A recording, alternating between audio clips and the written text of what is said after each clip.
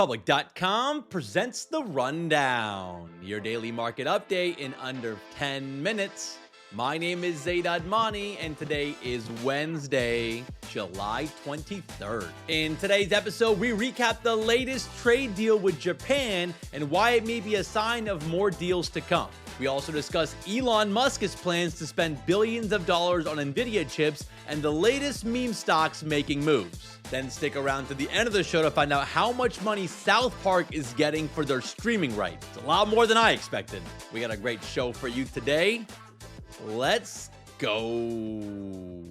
Tuesday was a mixed bag for the stock market, with the S&P 500 spending most of the day in the red, but pulled off a late day rally to finish up 0.1%. Meanwhile, the Nasdaq snapped its win streak and closed down 0.4%, dragged lower by the dip in tech stocks. But the main character this week continues to be meme stocks. Kohl's became the latest stocks to randomly pop this week, jumping 37% yesterday. Shout out to everyone using their Kohl's cash. But Open Door, on the other hand, started to lose some steam. We're going to talk more about these meme stocks later in the show. In the backdrop of the meme stock madness, we had a surprising trade update yesterday. President Trump announced a new trade deal with Japan. According to the president, Japan's new tariff rates will be set at 15%, down from the 25% that he had threatened earlier this month. And as part of this deal, Japan is also pledging to invest $550 billion into the U.S. and open their markets to more American exports, including cars, trucks, rice, and other agricultural products. So that was a major development yesterday, especially since Japan is one of the largest trading partners for the U.S. And I think it's a sign that more major trade deals are on the way. We only got 8 days left in this month before the high tariff rates kick in, and I'm sure all sides are eager to get a deal done. So that being said, we got a lot going on in the next week and a half or so with the trade deals and earnings like Google and Tesla reporting tonight. We're going to be talking more about those earnings on tomorrow's episode.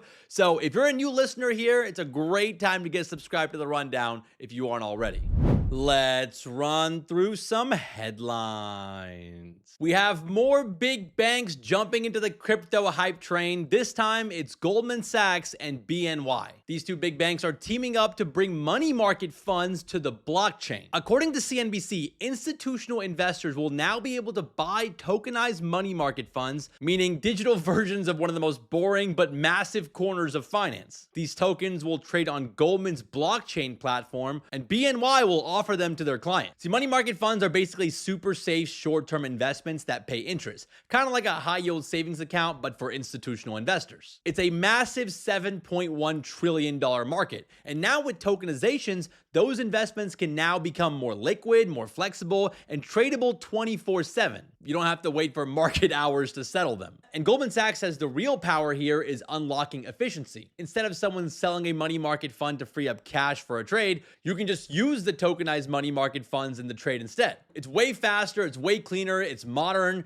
It's like upgrading from a fax machine to using Slack. It just blows my mind sometimes seeing how archaic some of these financial systems are. Both BlackRock and Fidelity have agreed to buy into these digital funds, along with Goldman and BNY's asset management division. It's also worth noting that this comes right after President Trump signed the Genius Act, which gave the green light for regulated stablecoins. That bill has created a lot of momentum around blockchain adoption in traditional finance. In fact, BlackRock CEO Larry Fink even said that every stock, every bond, and every fund could end up being tokenized. So yeah, if BlackRock is calling this the future, then it might be a space worth watching. Let's shift gears and talk about Elon Musk's startup, xAI. According to the Wall Street Journal, xAI is trying to raise up to $12 billion to buy even more Nvidia GPUs for their next massive data center, which they're calling Colossus 2. And this news comes just weeks after xAI raised $10 billion through stock and debt sales,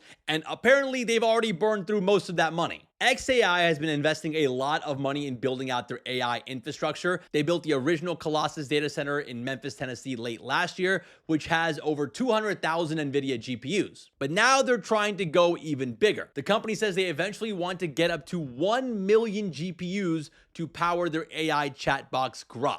xAI just launched Grok 4, which they claim beats ChatGPT on certain benchmarks. They also rolled out Grok 4 Heavy, which uses AI agents. That's the hot new thing these days. But building all this infrastructure is coming at a huge cost. xAI is projected to burn through $13 billion in 2025 alone, which is why they're trying to raise more money. I mean, we'll have to see if all this pays off, because Elon is calling in all the favors to raise this money. Elon is working with one of his longtime investors, Valor Equity Partners. Valor is kicking in some cash themselves and working with private equity funds to secure the rest of the money in this deal. And this deal is expected to close within weeks, according to the Wall Street Journal. We'll see if this gamble pays off, because Grok is competing against big tech giants that have tons of resources like Google, Meta, and OpenAI. Google already has their cloud infrastructure. Meta is dropping $1 billion on salaries, and OpenAI has the most popular AI app on the planet. So we'll see if Grok can make a dent here. It's clear, though, Elon Musk is sparing no expense when it comes to competing.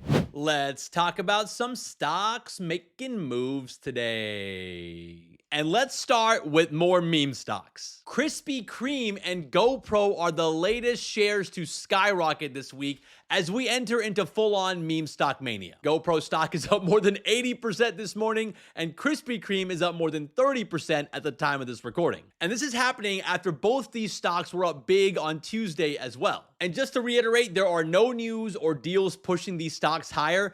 It's all vibes and posts on Reddit. Retail buyers are jumping into options trading. Krispy Kreme saw over 100,000 call contracts traded on Tuesday, which is equivalent to 71 times the average daily volume over the past 4 years, according to Bloomberg. And GoPro also saw their highest call volume since 2021 with over 56,000 contracts traded. So it's definitely giving 2021 vibes when GameStop and AMC were doing it. But I feel like it's all happening at a faster pace. Like Opendoor, which started this meme stock cycle this time, going from under $1 to over $3, is already losing steam, down more than 40% from their highs on Monday. So all I'm saying is, just be careful out there. Now, on the flip side, shares of Texas Instruments are taking a hit this morning after the company's third quarter forecast came in lower than expected. The company reported earnings, and their second quarter earnings were decent. Revenues were up 16%, profits were up 15%, both beating Wall Street estimates. But their guidance moving forward came in softer than expected, and the company is a key supplier of semiconductors to automotive and industrial uses, and they're expecting a slowdown there. As a result, the stock is down more than 10% this morning. On a side note, I need to see how Texas Instruments' graphics calculator business is doing. I wonder if high school kids are still rocking the TI-84s like we did back in the day. I don't know if they're still doing that or just pushing everything into ChatGPT.